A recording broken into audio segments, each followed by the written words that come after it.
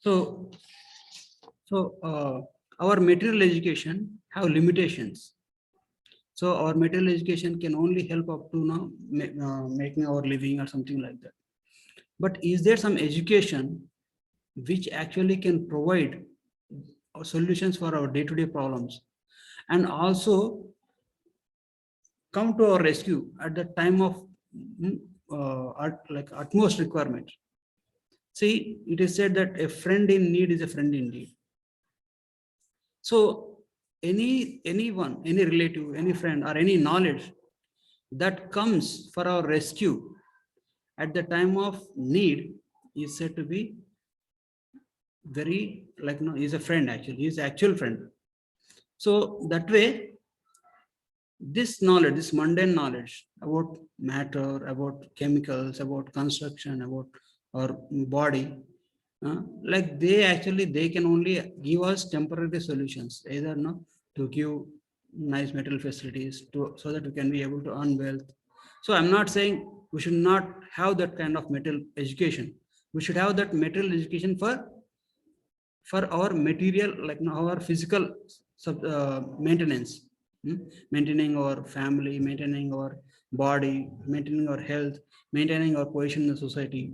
That education is required. But like this knowledge of Bhagavad Gita, it goes a step ahead. So first, in the first chapter, especially at the end of second chapter, Krishna establishes what is importance of spiritual value or thinking in terms of on the level of soul, not only concerning this body. If we ask anybody, what will he say? Who are you? They'll say, I'm so and so, son of so and so. I belong to this country. I'm a doctor. I'm an engineer. So that kind of designations we give. So if we clearly observe that all those designations, they were not there at certain point of time in our life. They came in the middle, and with the period with the flow of time, they go away. So they came in the middle and they go in the middle. So, but if we think who we really are, you are not a man, you are not a woman, you are not a engineer, you are not a doctor, you are not so who we really are is something which doesn't change at all the point of time. There is no point of time like that fact, that is the truth. So all the before mentioned facts are relative truths.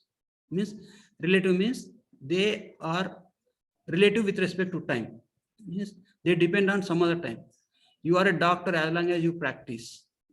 You are an engineer as long as you are able to work. Or you get a job as an engineer. Just because you have engineering certificate, you don't know, nobody calls you as engineer. So like that, all these material designations are relative in nature. But there are some truths which are absolute in nature, means they never change. So one such truth is we are the spirit soul. Everybody is a spirit soul. We are not this body, we are a spirit soul. So that fact we discussed in the beginning, in the introductory sessions, in detail, with relevant examples, and with analysis. We discussed about that. Now, like here in this context of Bhagavad Gita, in Bhagavad Gita, it's a conflict between Pandavas and Kauravas. Pandavas are righteous and Kauravas are irreligious, and they want to usurp the kingdom of the Pandavas by cheating. And everybody tries to avoid the war. Even Krishna himself goes as a messenger for on behalf of Pandavas and tries to avoid the war. But it comes to a situation that the other party, they are more bent on going for a war. Because when Pandavas were out for 13 years, they actually spent all their time in making ties with other kings so that they can increase their military strength. So seeing their military strength and thinking that nobody can defeat them now, they actually went upon war. So, and but Pandavas are also well prepared. Pandavas, Arjuna goes to heavenly planets. Arjuna actually pleases Lord Shiva, and Arjuna also, and all other Pandavas also does great austerities, so that they also prepared. So overall, they got 7 Akshauhini of army, and this Kauravas has 11 Akshauhinis of army, and they became prepared to meet in the battlefield. So when the battle is about to begin, Arjuna sees his relatives on the other side.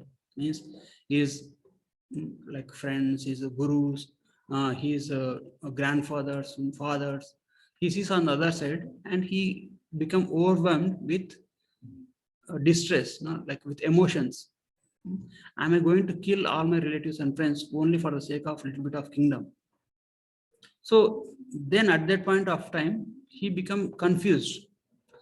What is the like now in those days, a king stands for somebody who is always righteous in his behavior and his conduct and in his decision making. Means if a child makes a mistake, only the child will get affected. But if the head of the family makes a mistake, entire family will suffer. If a head of a city will make a mistake, entire city will suffer. But if the king makes mistake in his decision making, in his thinking, then entire kingdom will suffer. So Kshatriyas are supposed to be very balanced and very dharmic, means religious, righteous in their conduct. And Arjuna, being overcome by these emotions, became bewildered, and he became confused. What is right and what is wrong?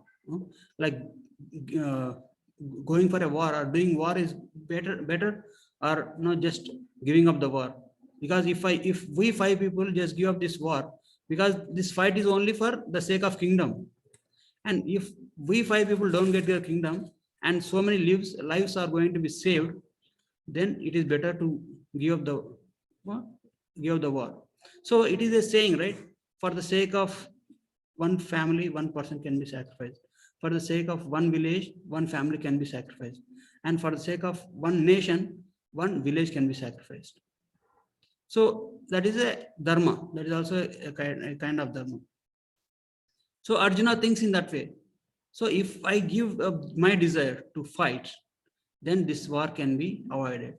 So I'll just go and live by begging, because if so many lives can be protected, if so many people won't die in the war, then it is better I go and do begging. That means it's the sensitivity of a devotee.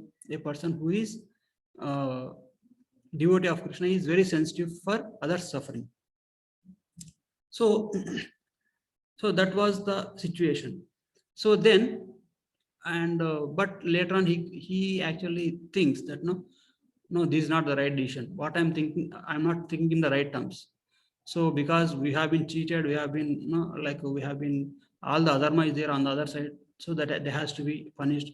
So he becomes bewildered, and he takes shelter of Krishna. And Krishna was his friend until that point of time. Now he accepts Krishna as his guru. So we have to accept a guru on whom we have confidence, and like whom we can like, what is the first qualification of a guru? Guru is one who is a devotee. Means a devotee will not have any bad habits or any uh, and he is clear in his thinking and in his lifestyle. So such kind of person, and that is the first qualification. And second qualification is he knows about us, our situation. He is a guru. So basically, we have to lead our life on the principles set forth by Guru, Sadhu, and Shastra.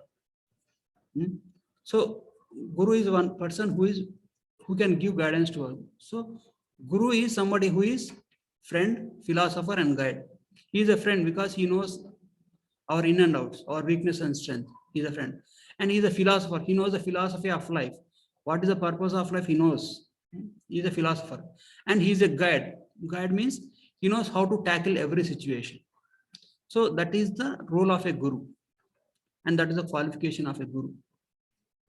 So Arjuna, being fully confident on Krishna, he accepted Krishna as his guru. And then Krishna started speaking. So Krishna started speaking, and in while speaking, Krishna speaks about what is good for you, and he first chastises Arjuna. You are speaking like a very knowledgeable person, but you are worrying about something which you are not supposed to worry.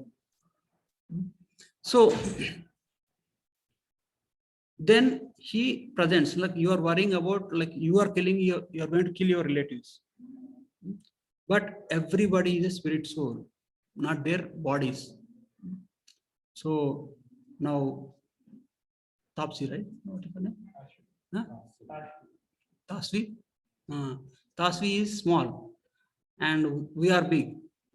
It doesn't mean that our soul is different from her. Only her consciousness is not developed.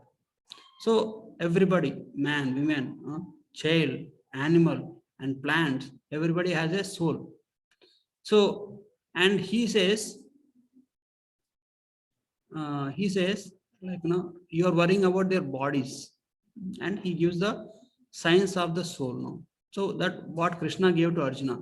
See, what is the use of this science of a soul? Why? Because see, all our endeavors are only on the material platform, like increase our wealth, increase our popularity, or make more comfortable our material situation. But when we don't have this idea of the soul, like, but when we have this knowledge about the soul, then the way we look at the life, the way we give importance to certain things in our life will drastically change. If we have this knowledge of soul, we don't waste our lifetime for petty things. Now if you see some incidents for very small things, like for the sake of little bit of wealth, or for the sake of so-called fame and name, people lose their lives also, and they don't hesitate to kill others also. So like this kind of education was very prominent in the Vedic culture, in the Indian culture. But due to modern education, they are only giving importance to material well-being, means only earn money, lead life. But they are not giving any importance to spiritual education. So that is a problem. So when we have the value for spiritual education, then everybody will act very maturely, because no thieveries, no bribery, and no no molestation or no exploitation of the subordinates. So if anything can be avoided, because they know I may rob in this lifetime, but next time I have to pay back. I may harm somebody who is weaker than me, but next lifetime I will be harassed by them. Everything is goes in circle. Nothing is unaccountable. So they have that maturity, and they know that anyhow this life is temporary. Like we should do the needful on the material platform, and we should actually give utmost important on the spiritual platform. So that is the importance of having. मैं बाद में थोड़ा कर देता हूँ, लेकिन सुनते रहिए, बाद में मैं बोल देता हूँ. मेरा हिंदी इतना ठीक नहीं, लेकिन I will manage.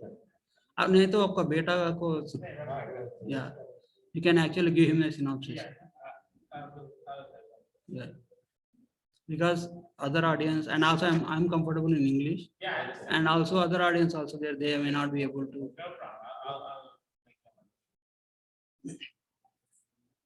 So what's number 17? Krishna says, Avinashi tu tadvidhi yena sarvam idam tatam vinasham avyasya na kaschit kartum arhasi. So Krishna is describing about the nature of the soul. So basically, before going to this session, Krishna explains about the soul in the 16th chapter, 16th verse. So what does 16th verse? Now, so 16th verse says, there is no permanent existence for the body, and there is no change for the soul. So those who think as they are realize this conclusion about both of these. Means Arjuna was worrying about the body of his relatives.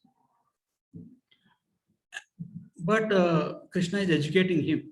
He says these bodies are temporary. Even if you don't kill, they will be killed over a period of time. These bodies will perish, but the soul will never perish. But you are able to follow, right, Prabhu? You are able to follow. Hmm? So,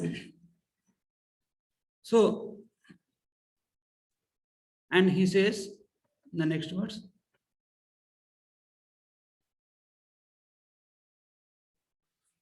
Know that it is indestructible. By it, the body is pervaded. No one can destroy that. No one can destroy that which is indestructible. So he is explaining about the characteristics of a soul. The soul can never be destroyed. So only if anybody wants to harm, only they can harm their body. Actually, Aristotle, right? Aristotle or Socrates? I think Socrates. So Socrates, he was fed deadly poison when he was in the jail, and his subordinate asked, "Are you not fearful?" Then Socrates was a self-realized person. Means he knows that he is not this body; he is a soul. And Socrates said, "See, they can only kill my body. If they want to kill me, they have to find me actually." Means they can only harm once. Anybody can only influence on one's own body, but not on the soul. And soul is indestructible. Mm. Especially the one of the preachers says, if somebody is in depression, he says, "You are as powerful as sun," because sun, in the sun, what is the predominating deity of sun? Is Surya Bhagavan. Surya Bhagavan also has the same soul as we are. So you are as powerful as sun. So means when we see on the spiritual platform, everybody is equal. Everybody, there is no difference between any person. So everybody is equal on the spiritual platform. So, and Krishna says, by it the body is pervaded. Means for everything there is a symptom. If there is what is a symptom of a soul? Like what is the proof that there is a soul in our body? Because consciousness. What is the difference between a living body and dead body? Is the consciousness. The living body will not have will have consciousness, and dead body will not have consciousness. That is the symptom of the soul. Just like any disease, if somebody gets a fever, his body temperature will be high. If somebody uh, gets something like pneumonia or something like that, they will have cough or cold or something like that. So these are symptoms of something. So it is said that anything can be known by many different factors, no? By direct perception, pratyaksha, by guesswork, anumana. So by implication, means if by looking at the symptoms, the cause can be known. So what is the symptom of the soul, presence of a soul in our body is the consciousness. Because if we touch any part of our body, or it is conscious.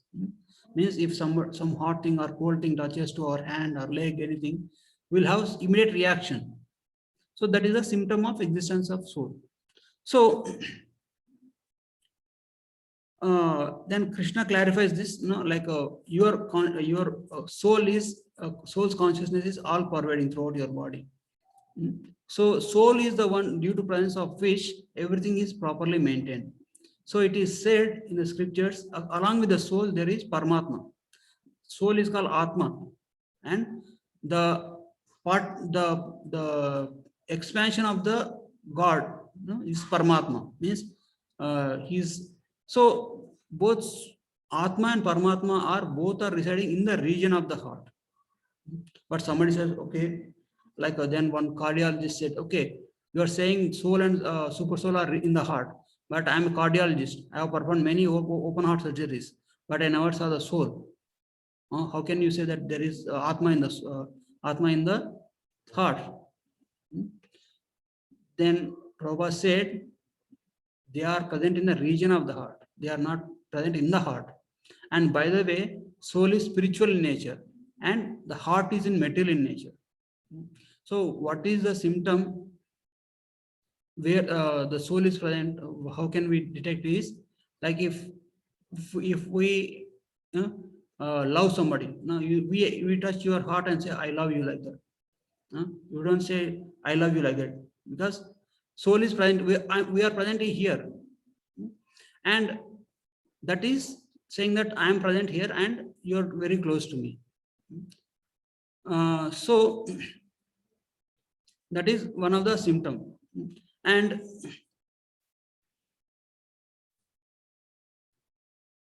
next verse Krishna says, Antavanta imam dehe nityo sakta sharirina anasino prameyasya tasmad yudhyasva bharata.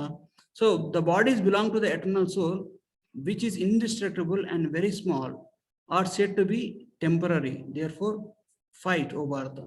So Arjuna is worried about the bodies of their relatives. So that's why they are saying, he's saying, the bodies of eternal soul is indestructible. The bodies belong to the eternal soul, which is indestructible and are very small. So what is the size of the soul? In the Bhagavad Gita, Krishna, in the scriptures, they refer the size of the soul is 1/10,000th of the tip of the hair. If you take the hair of our body, the tip will be very small, and it is 1/10,000th of the tip of the hair. But we got many powerful apparatus, like which can see even that size also. But that soul is spiritual in nature. It is not material, so it cannot be seen by any material things. But its symptoms, as we discussed, its symptoms can be known because of presence of consciousness. Otherwise, how can a piece of flesh can remember? How can a piece of bones and flesh can react, can love, can have emotions? It is only due to presence of soul. So it is said that the soul is there, and soul is covered by subtle things like mind, intelligence, and ego. Mind is manas, intelligence is buddhi, and ego is ahankar. So soul is covered by mind, intelligence, and ego. First covering, and second covering, that subtle body. So the soul and the subtle body is composed of mind, intelligence, and ego. And above that subtle body, there is body, this physical body, which is made up of earth, water, fire, air, and ether. So there are two coverings on the soul, and this material body cannot hold the spirit soul. Spirit soul can just slip away the metal body, but the subtle body can hold the spirit soul. So when somebody dies, they leaves this body, along with their subtle body, they go into another body. So that's why if you see, if somebody commits suicide, basically, according to the laws of nature, nature will prepare a new body as per the law of karma, as in a scheduled manner. Because nature will designate, okay, this person has to live in this body for this amount of time. So this person has to live for 90 years in this body. So that nature will decide at the time of birth only, and then that person will have birth. And then when the person starts living, but due to some reason, due to some anxiety or due to some depression or due to some anger, if he commits suicide, if he ends his body, then nature will not give the new body until his quota is finished, until that time.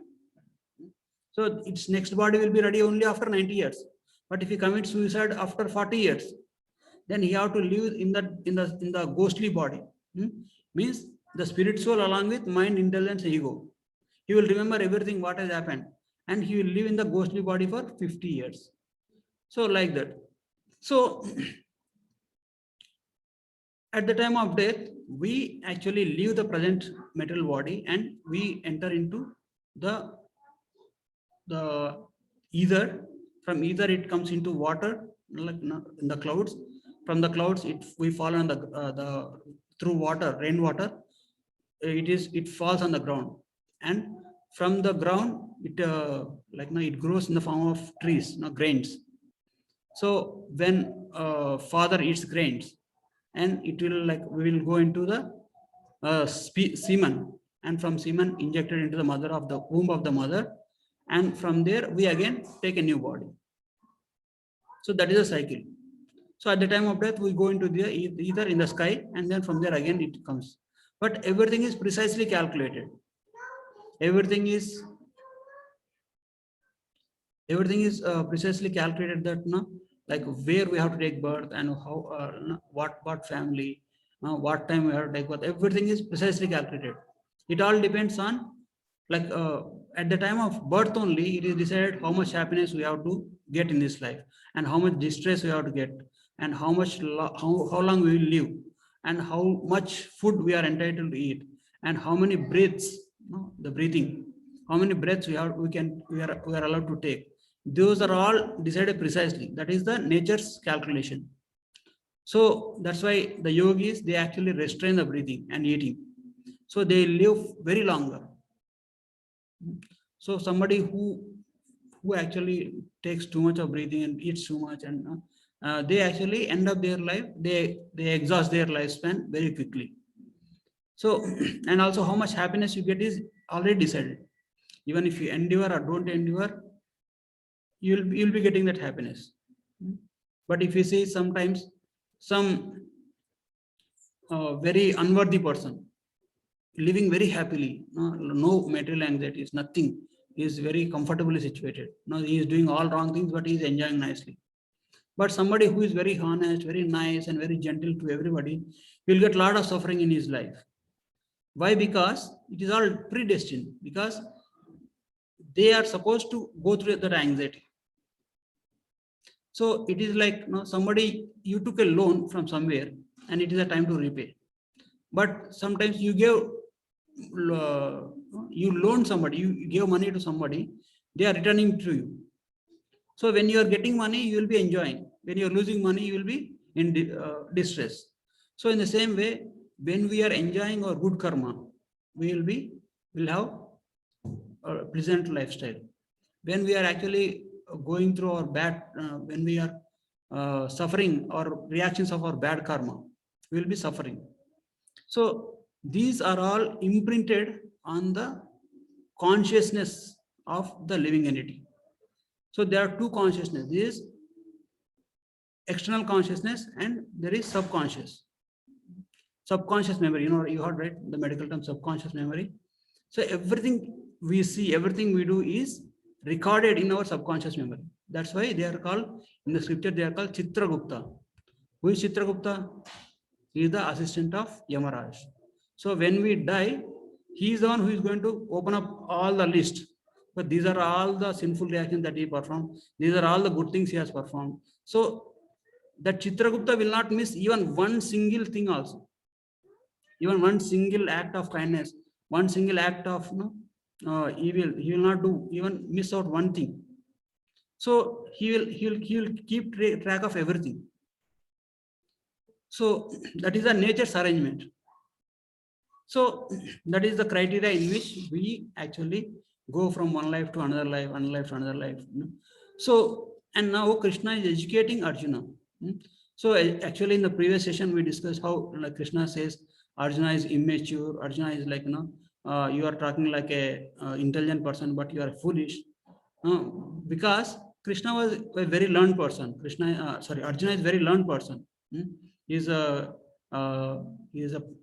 prince, and he is a son of a king. He is a brother of Yudhishthir, who is Dharmaraj himself. So, but he was speaking only on the bodily platform. Means like he is thinking that my grandfather will die, my guru will die, my uncles will die. What am I going to enjoy with when they die? So he is only thinking on the bodily platform. So that's why Krishna calls him as he is called immature. Immature does not mean he is not a child or something like that. Immature means his knowledge is not good enough for the situation. He is thinking improperly. So, and Krishna is educating about, he is actually reminding the qualities of a spirit soul to Arjuna, so that he can think on the spiritual, on the level of spirituality, on the level of spirit soul, then make a decision. Because as per law of karma, this Drona, Bhishma, and other great warriors who may be righteous, but who are on the wrong side, and are also somebody might be on the right side, have to die. And it is a duty, it is our duty, that we have to execute our, like, nature. Nature is subordinate to Krishna. Everything happens by the will of Krishna. सब भगवान की इच्छा के अनुसार होता है ना. So it is our duty to act. Like now, when we are in certain position, we have certain responsibilities. At any cost of time, we should never give up our responsibilities. We should act with determination, even if we are expecting contrary results. Because whatever we do in this life, we seek for happiness, right? So Krishna is educating Arjuna about the science of spirit soul. So now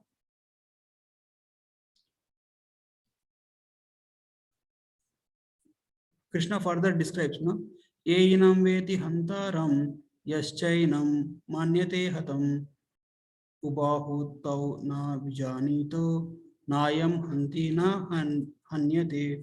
Those who think the soul kills and those who think that soul is killed don't know the soul doesn't kill or get killed. Means soul doesn't kill anybody, or soul doesn't get killed by anybody, because soul is spiritual in nature. Only the bodies gets killed. So, and what we call death is only the loss of physical bodies, not the mental bodies. So that's why in our Vedic culture, when somebody passes away, it is said that after 13 days or 11 days, they perform the oblations for the passed away soul, so that they can move on to the next destination. So, and Krishna again says, "Na jayate mriyate va kadachin nayam bhutva bhavita va na bhuya ajo nityam shashvato yam purano na hanyate anyamane sharire." The soul is never born, nor does it ever die. Neither it was born in the past, nor it will be born in future. It has no growth, no decay, no transformation, being most ancient but not subject to aging. Thus, it is not killed when the body is killed. So, as we said, how easily can we prove ourselves as a soul? Just we can close our eyes and see who we really are. Are we our hands? Are we our legs? Are we our stomach? Are we our mind? Or are we our intelligence? Who is making different plans? Or are we our ego? Ego means, what is ego? We all know, right? I, me, mine. That is false ego. And there is real ego and there is false ego. So real ego is identifying ourselves with as a part and parcel of Krishna. And false ego means thinking that everything that we accomplish is done by us only. Thinking that we are only the enjoyer. That is false ego. So is that ego are we really the ego? Because sometimes ego goes up, sometimes ego goes down. Are we the mind which actually, what does the mind do? Mind always seeks pleasure.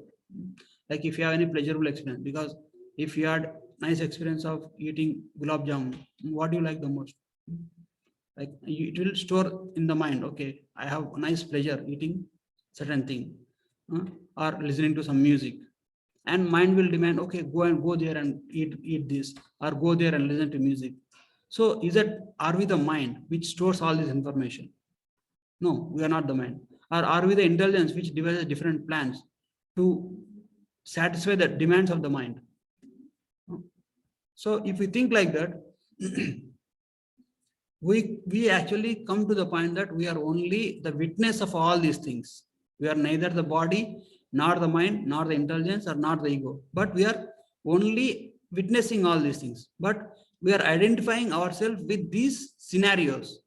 When a happy situation comes, We identify, okay, I'm happy, because our mind and senses are happy. When a distressful situation comes, our mind, intelligence, our ego becomes distressful, and we are identifying ourselves with that situation and thinking that we are in distressful situation. So that's why Krishna is saying the soul never takes birth in the past, never in future also it will take birth, because what will take birth which doesn't exist take birth, right? If somebody, like, as I said, like anything comes in our life, like being a doctor degree came after endeavor of certain number of years. After retirement, you will lose your doctor degree, means you will give up your doctor degree, means the post of a doctor, it was not there in the beginning, it came in the middle and it goes in the middle. So even if you see any happy situation, any happy situation comes with has a beginning, as a end. So in the same way, this body, like when we are small kids, our parents know we are not there at certain point of time. But we took birth at certain point of time. We live for certain number of years, and after some time we give up that body. We give up only the body, but not the soul, because we are soul. We give up the body. So, but the soul is always present. Soul is present from the beginning of creation. So even when Krishna was here, even when all the pastimes of Krishna is happening, even in the beginning of creation, when this creation was taking place, we are already there, but we are in a suspended state. We don't have the body to, see the experience the situation.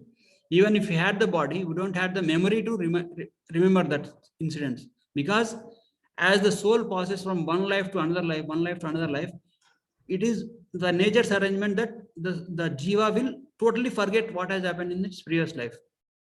So in very rare cases, the past life memories will be there. Because if somebody have the past life memories, it will is very painful situation. Because they will remember how they died, because they will remember what happened with their lifetime in the previous life, and they cannot enjoy the presence. That's why Krishna or God, by his mercy, he will arise us. Krishna says in Bhagavad Gita, Matta Smritir Jnanam Apohanam Cha, means the knowledge, remembrance, and forgetfulness. Everything comes from me. So if Krishna wants us to remember, we will remember. If Krishna wants us to forget, we will forget. So that is the arrangement of the nature for the spiritual upliftment. So, and then he says, he who knows constantly that the soul is indestructible, unborn, and without decay, kills no one, for how can he kill the Atma? Nor does he cause others to kill anyone. For how can he cause others to kill the Atma? Means, when somebody has the position, like when one has this knowledge of the soul, then he will know that he is not killing anybody, and at the same time he will not make anybody to kill. So he will know that, okay, see, a judge is there in the court.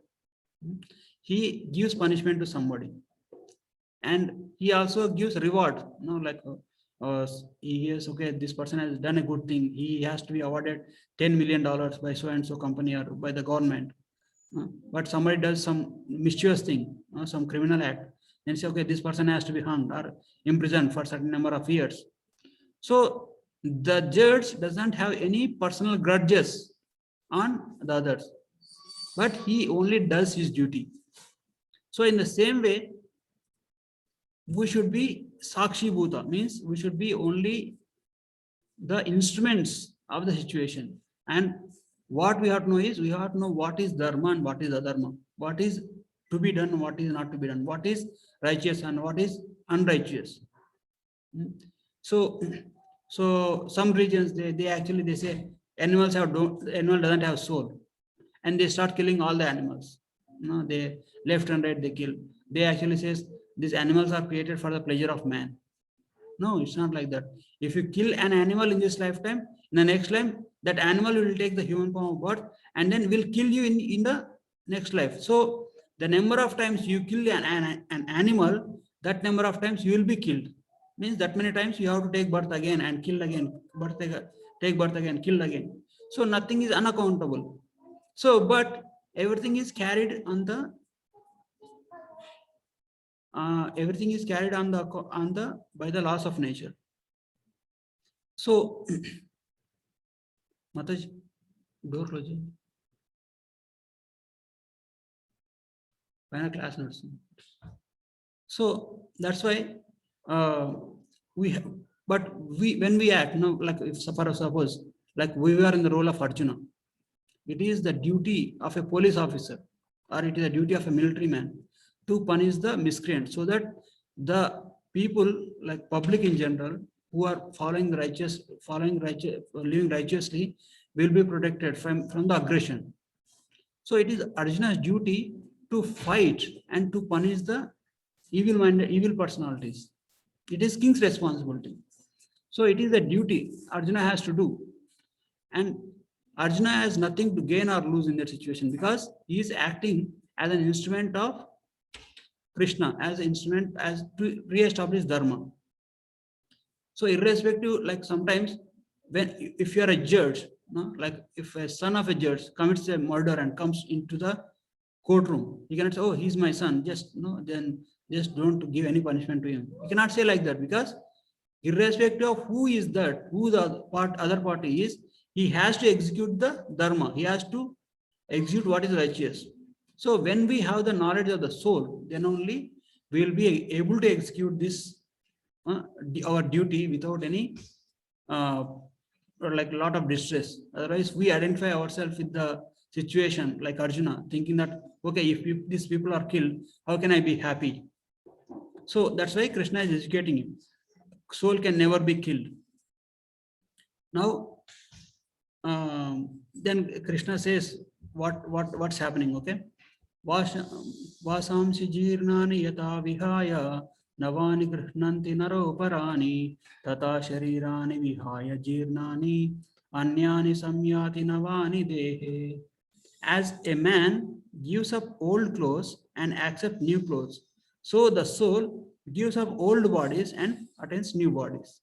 So when a body becomes useless, when a body becomes like unworthy, because what is the purpose of a human form of life or any form of life is to execute one's own duties. Animals have certain duties to do, and humans have certain duties to do, to go through pains and pleasures. But if the body is not supporting that, then what the nature will do? The nature will take out that body and will give new body to the soul. So just like we are wearing these clothes, but due to wear and tear of the nature, it will get torn. So what we have to do? We have to give this old clothes and buy a new set of clothes. And if you do that, like when you buy new clothes, what is your reaction? You'll be happy. Like, well, we got a new set of clothes, we'll be happy.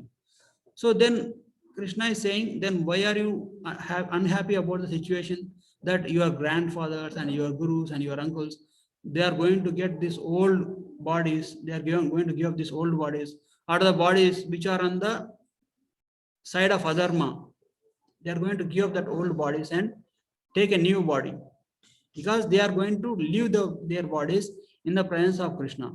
So whoever leaves their body in the presence of Krishna, actually they attain highest spiritual like benefit. Even if they are sinful also, they get cleansed of all sins and they can go to heavenly planets.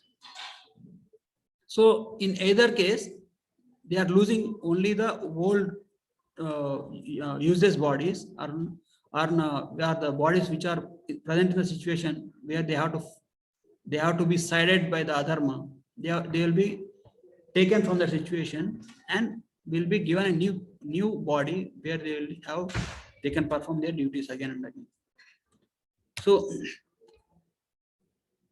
So educate that and then he says, and other properties of the soul is Nainam chindanti shastrani, nainam dahati pavaka, na chainam kledayantyapo na shosheti marutah. So the weapons do not cut the soul. The fire weapon doesn't burn it. The water weapon doesn't wet it. The wind weapon doesn't dry it. So soul is fireproof, waterproof, and no, it can be dried by the air. So soul cannot be influenced by any of these things. Soul is above all these things. So there is no weapon in the entire, even the atomic bombs also cannot affect the soul. Because soul is so powerful. So then the soul cannot at all be cut, not be burnt, cannot be moistened or dried. It is eternal, traveling in all types of bodies with fixed form and fixed qualities. So it is said that soul has also a form. Because if you see, every person acquires different forms. Like animals will acquire animal form. The humans will acquire human form when taken birth from specific parents. And what determines that which soul is going to take birth from which parent is their desires. What kind of desires they develop. So somebody might have a lot of desires, somebody who is addicted to meat eating. Then that kind of person will take up a body, if as per their karma, into the body of a animal which eats meat only. Somebody is very fond of sleeping too much. So that kind of person will take birth in the body where the animal will sleep 6 months at a stretch. So somebody is addicted to eating whatever without any discrimination, like just like hogs.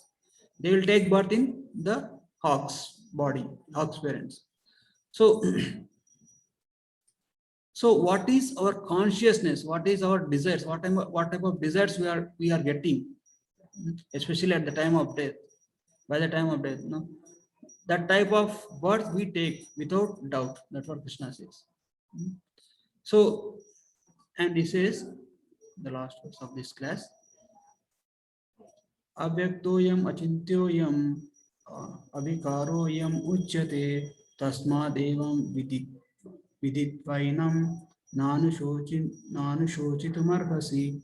The imperceptible, inconceivable, and without changes, knowing it thus, you should not lament. Means it is imperceptible, means this cannot be conceived, and it doesn't change also, because it is set forth by the God himself, because set forth by the nature. So there are laws of nature that work precisely in every situation. So, and that doesn't change. Only thing is we have to understand them, and we have to see the utility of everything. Means if we got the human form of body, what is the purpose of human form of the body? If like animals also have the same bodies. Animals also take birth. Animals also eat. Animals also sleep. Animals also mate and produce byproducts. Produce children. And animals also defend. So eating, sleeping, mating, defending. Ahara nidra bhayamaitu namcha. Samanyam etat pashubhin naranam. Means it is common for both animals and humans. So what is the purpose of human form of life? What is the goal of human form of life? That has to be known. So whatever when our actions are in line with that purpose, that is called dharma. So all the shastras, all the sadhus and bona fide gurus, they all give the same message again and again. So don't waste your human form of life only for the sake of eating, sleeping, mating, and defending, but also do something higher. Means inquire about who you are. You are not this body, you are a spirit soul. Okay, if you are a spirit soul, what next? Okay, you as a spirit soul, we all have a relationship with supreme spirit, super soul. And we have to re-establish our relationship with the super soul, with the God. So for that, we have to have our spiritual life also, just like we have professional life, we have family life, we have different lives. So in the same way, we need to have our spiritual life also. So then, like whatever we do on the material platform will end with the death. Means whatever, like what if you earn billions and millions of dollars, and a lot of wealth and a lot of name, fame, everything will end at the time of death. Death will take away everything. But is there anything that death cannot take? That is whatever spiritual credits we have acquired in this form of life. So that alone will come with us. Right? Punya karma. Punya karma is anything that you do good, then that good will carry forward into your next life, and you will get good in your next life. But if you don't want next life at all, you just want to end up all your this samsara of repeated birth and death, and you want to go back to Godhead, you want to go back to Krishna and be eternal, then you have to do something which is prescribed in scriptures as eternal, Amrita. So that is devotion to Krishna. So death has ability to take only our material body. So, and when we don't have proper knowledge, then we give so much to the death.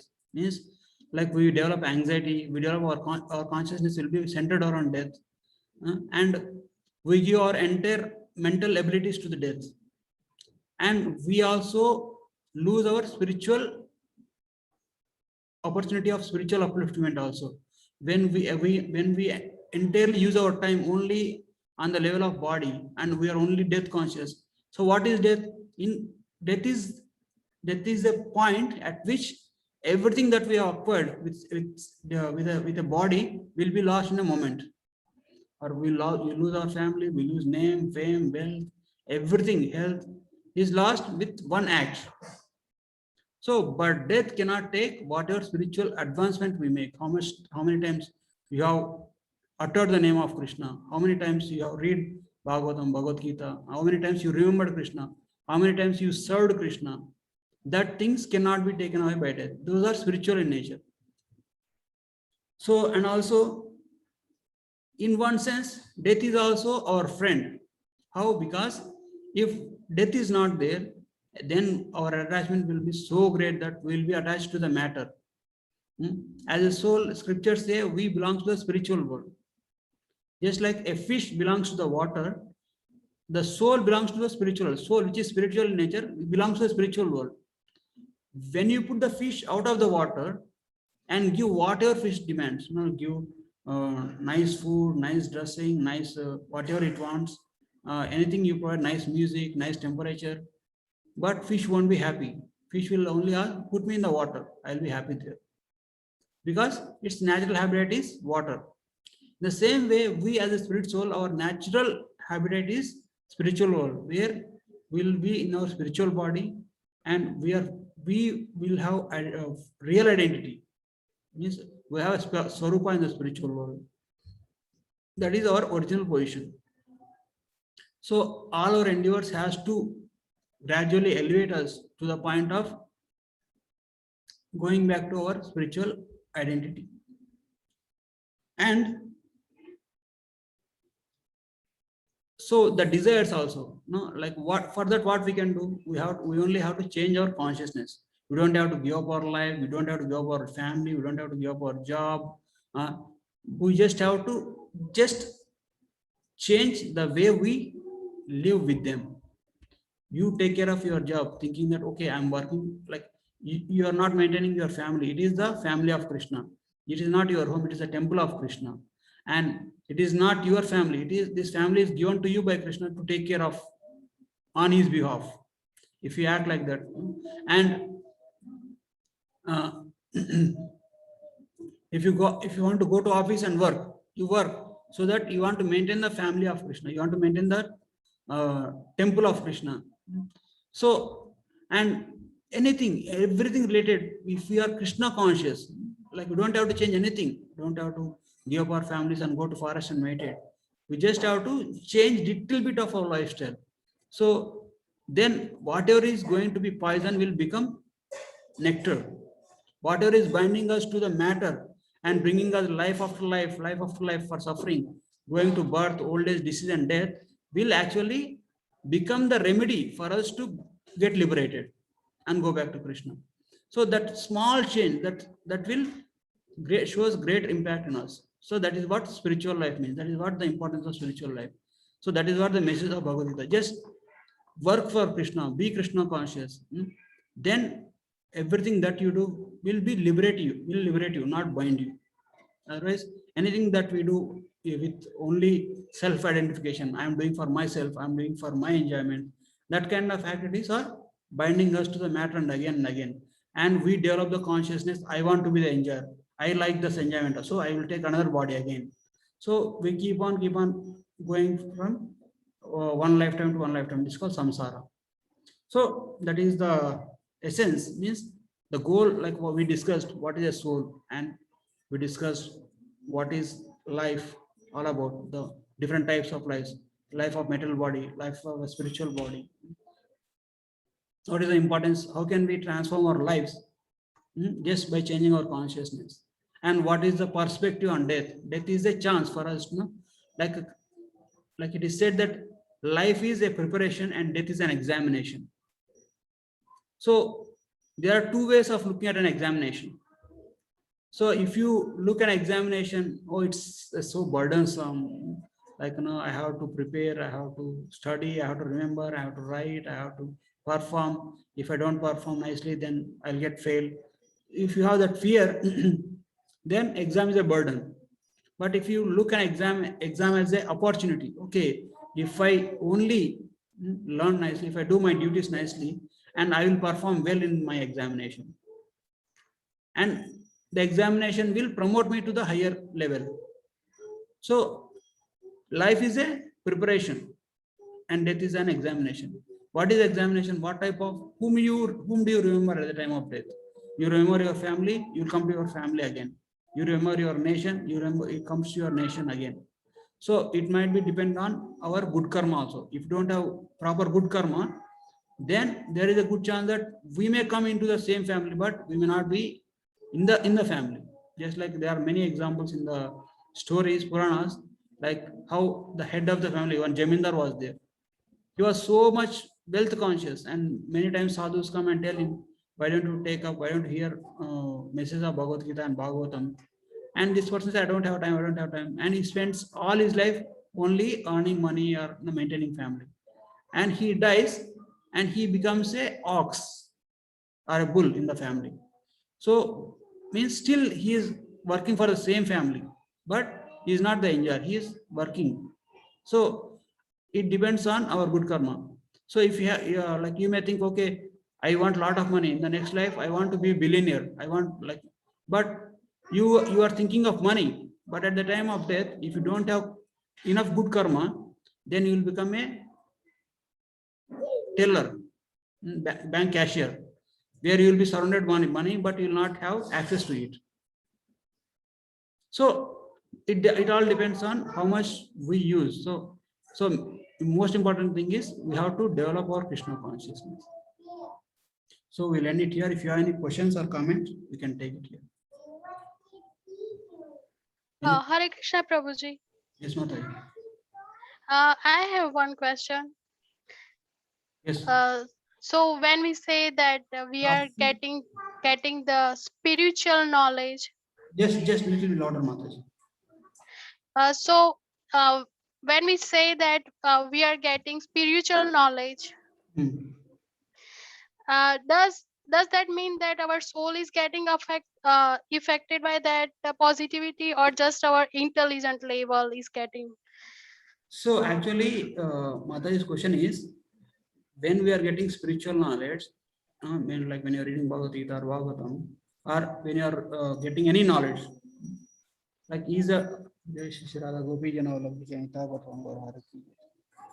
so is our soul getting the knowledge or our intelligence getting the knowledge? So basically, Mataji, the soul is all knowledgeable, because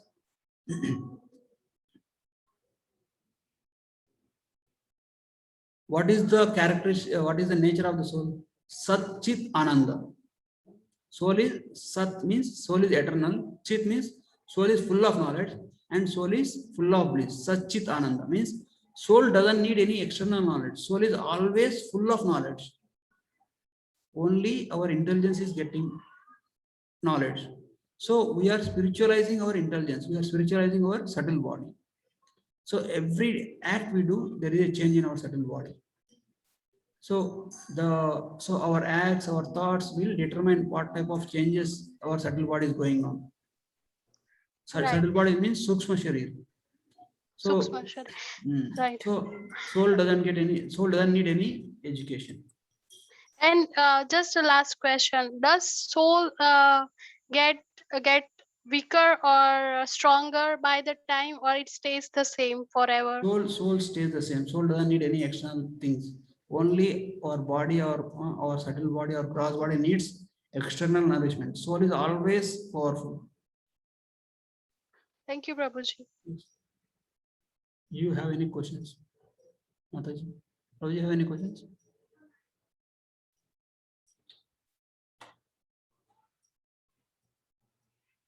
Anybody have any more questions online? One question. Yes. Like, while we were talking, you said every person's age and everything is calculated at the time of birth. Mm. And when someone commits suicide, Mm. it takes time. He has to live in ghostly body. Yeah. That soul has to live in the ghostly body. At the same time, like some yogis and Mahaprabhus, they try to conserve their breath. Conserve what? Their breath, Ah. and they try to eat less and Mm. try to live long. Elongate their body. So what if they end up living longer than what was actually their, let's say they were supposed to live 100 years, Mm. and what if they end up living 105 years? So that 5 years, how that is accounted? So actually, the lifespan is not based on number of years. Lifespan is based on how much. Like first thing, it is. I'm not totally sure, but as per my knowledge, based on my like study, like how much pleasure you have to acquire and how much pain you have to acquire, and how many number of breaths. And that is for the body. And there is subtle body. Subtle body will have how much pain and pleasure you have to undergo. So for on the level of gross body, how much breaths you have to take, and what is the duration of that gross body? Prabhuji, can you close the door? How much of breaths, right? That you have to take, and pleasure and pain, and how much food you have to. So with respect to the gross body, how many breaths and how much food it has to consume, that is determined.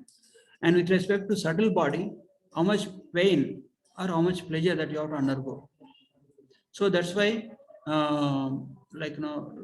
yogis, they actually perform severe austerities, so that by performing severe austerities, they will exhaust all the sinful reactions. That the pain quota will be they will exhaust it, and pleasure they will exhaust by experiencing the spiritual realization. But spiritual happiness doesn't account to the material happiness. But when they elongate their life, they elongate so that they attain spiritual perfection. What is spiritual perfection? How much you are Krishna conscious. With present lifestyle, you might be going in a week to the temple and like in front of deities, you're only paying obeisances and coming.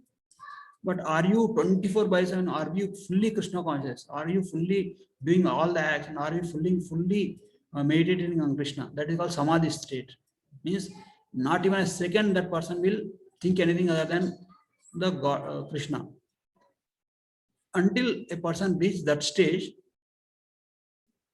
until like these yogis, they have the ability to elongate their life, their material body, because every time you give up your material body, it's a waste of time.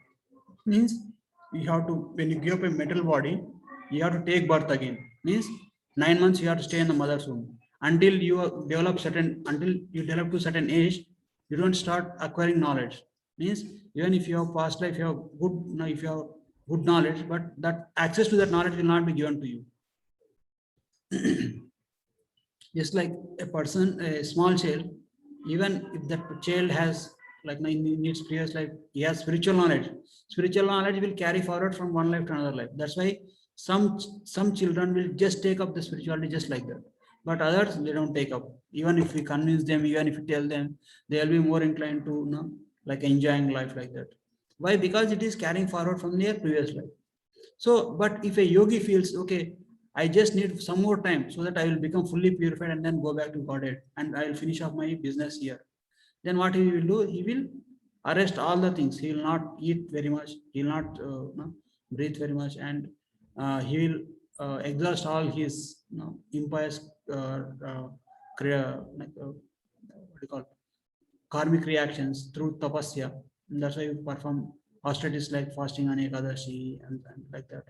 So that's they are because they know what's there in their destiny, and they will act such that they get spiritually benefited. Means the spiritual life is like if you perform 1% in this lifetime, that for 1% will remain eternally, and then in the next lifetime you'll start with 2%. But by nice satsang, by nice knowledge, and you act now very responsibly, and you finish 90% in this lifetime. In this next lifetime, you'll be starting with 91%. And if you finish 99%, but you just missed 100% margin, and the next lifetime you'll start with 100%, and you'll just take birth and finish that, and then you go back to God. So that is the advantage of spiritual life. Spiritual life means this amrutatva. It will never get lost. Death cannot influence the spiritual knowledge or spiritual advancement, especially the spiritual consciousness. That's why Krishna says somebody who like the yogis or the devotees who fail to attain success in this lifetime, in their next lifetime, they will be born to very rich parents. They will actually, after their death, they go to the heavenly planets and they enjoy whatever the enjoyments they want to enjoy. And then they come to the spiritual world, like they come to this material world and take birth in nice devotee family and or a very rich family, so that they don't have to waste their time on maintenance of their body or going here and there or getting distracted. And they actually right from the beginning they get the spiritual education, and then they easily attain the perfection in the next lifetime. So it is their because of their sadhana they develop that command on the body and the life. They can live how much they wanted to live, and they will live until they a certain point of time, and they give up their body and they go desired destination. Yes, bro.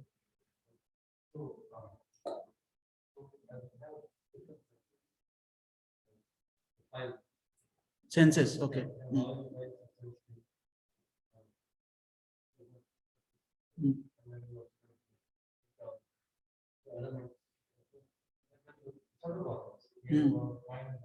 Ego.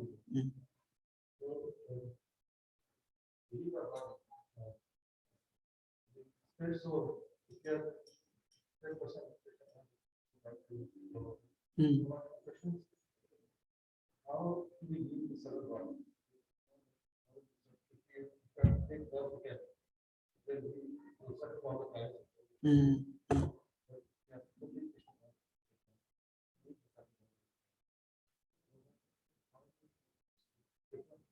Yeah. So the question is, at the time of death, if you want to get liberation, you have to leave your subtle body, and then only you'll go back to Godhead. But how do we do that, right? So the thing is, there are two things. Okay, like you either like in if somebody wants to attain impersonal liberation, means going into the Brahman, merging into the Brahman, such a kind of person has to destroy his subtle body, means destroy his mind, destroy his ego, destroy his intelligence, and destroy his body, and then he fully becomes detached from his gross and subtle bodies, and then can go and merge into the Brahman. But if somebody wants to go to Vaikuntha Loka or Krishna Loka, He just have to spiritualize his subtle body. Means, how can we spiritualize our subtle body? By only performing Krishna conscious activities, by only thinking about Krishna, by only meditating on Krishna. The more you meditate on something else, your subtle body will develop accordingly. If you meditate on more on eating meat, then you'll develop a subtle body which is conducive to take birth in some carnivorous animals like lions and tigers. So we don't destroy the subtle body, we spiritualize our subtle body, we spiritualize our mind, we spiritualize our intelligence, and we spiritualize our ego. Then it is easy, very easy to go back to Godhead. You understand, right? Point. So you don't destroy subtle body, you don't disconnect from subtle body, you spiritualize subtle body. So that's why in Krishna, in other process of yoga, somebody has to go to take sannyas, go to Himalayas, perform yoga and everything like that. But in Krishna conscious movement, by the mercy of Srila Prabhupada, we just have to become Krishna conscious. We have to spiritualize everything. We have to spiritualize our families, we have to spiritualize our job, we have to spiritualize our ego, so that you don't have to worry about disconnect or destroying anything. Yes, bro. During our debating, read when the persons leave the song and declare his dead. Sorry. When the person leave the song and declare it as dead, and they rebirth as a wax when you have served some process of space there. Sorry. When I've heard. Hindi में बोलिए, आप हिंदी में बोलिए. Process space वो ऐसा बोल रहा है कि जब कोई पर्सन होरोस्कोप. हाँ मनुष्य से गुजर जाता है तो उसका रीबर्थ मनुष्य में ही होता है. नहीं, उसने डिक्लेयर है कि सब कोई क्वेश्चन है, कुछ स्टूडेंट है वो 5th क्लास में स्टडी कर रहा है और 5th क्लास में वो फेल होता है. You don't go to first class. Go back fourth. First class, yeah. He remains in the 5th until he gets success for the 6th class. तो जहाँ तक कोई है तो उसको बोल रहा है कि उसका आत्मा जब शरीर छोड़ देता है दोबारा मनुष्य के रूप में आता है. तब तक आता है जब उसका मोक्ष है. ये अटेंड थे तो उसमें थोड़ा कंफ्यूजन होता है कभी क्या रियल क्या हम जो ह्यूमन बॉडी में है तो जाने के बाद ह्यूमन बॉडी में रहेंगे और दूसरा तब तो सेज दैट जब मनुष्य के लिए जब कई योनि से वो गुजर गया और लास्ट में मनुष्य में आता है तो मनुष्य का दूसरी योनि में नहीं जा सकता दिल्ली से मोक्ष. तो it's create some confusion. Okay. So now I'll answer. The thing is, like if the question is, if a person gets a human form of life, but if he doesn't get higher spiritual, like he doesn't get liberated from this material existence or go back to Godhead, he will again get a human form of life in the next life. He cannot just like a student after studying 6th standard, if he fails in the 6th standard, he cannot go into the 1st standard. He will remain in the 6th standard only. But how can here it is going into I mentioned that there is a chance that he can become animal also. So in the laws of nature it doesn't work like that, bro. So it is very most of the chances is he will remain, but he may actually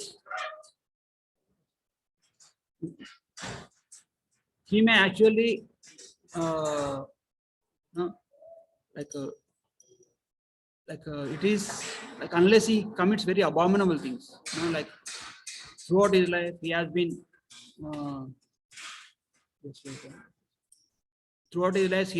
doing all the abominable things, eating meat, liquor, or harassing somebody. It is said that every time when somebody dies, his qualification is seen. His chart will be taken and he says what is good karma he has and what is bad karma he has. So sometimes we don't have the qualification to even have a material body. So for that soul is taken into the hell, Yamaloka. Jaake, whatever the punishment, whatever the heinous things that he has done, he will be punished there, and he will get rid of some of his bad karma there. And whatever the remaining bad karma he has, for that he will be given a new body. So, but whatever the statement you are saying, like it doesn't work like that, because it is most probably, because see, even if you touch something, at least if a person enters like in his human form of life, if a person enters at least once into the temple of Krishna once, or heard the name of Krishna once, or chant the name of Krishna once, or tasted the prasad of Krishna once, he is guaranteed human form of life next life. But if a person is so unfortunate and he doesn't hear about Krishna, he doesn't care about Krishna, actually he envies Krishna, and he performs only abominable things, only sense gratificatory things, such kind of persons are destined to become animal. What to speak of next life? In this life only, some humans live the life of animals. They eat whatever they want. They eat animals, they eat crabs, they eat insects.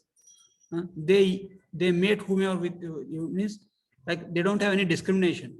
They meet with whomever they want, eating, sleeping, and defending.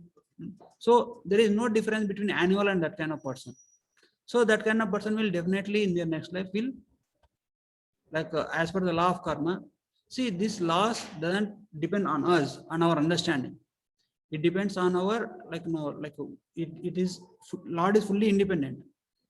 It is, if like you heard the story of Gajendra Moksha, right? Have you heard the story of Gajendra Moksha?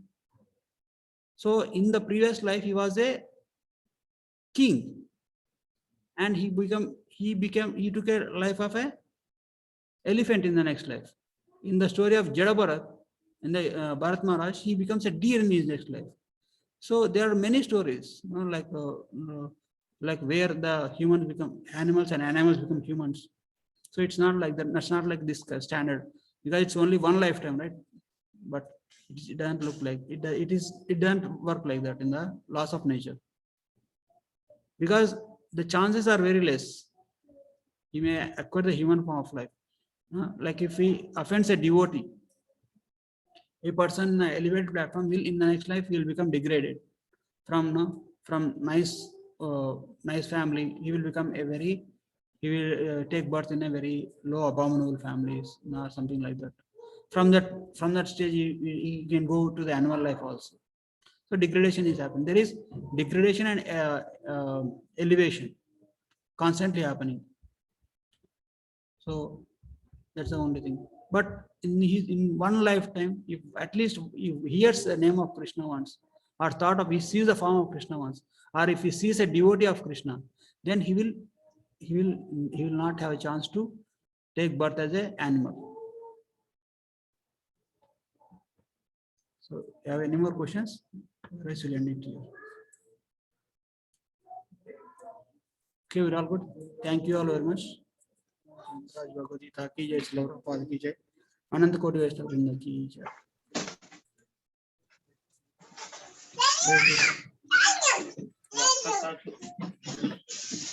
जय श्री कृष्ण।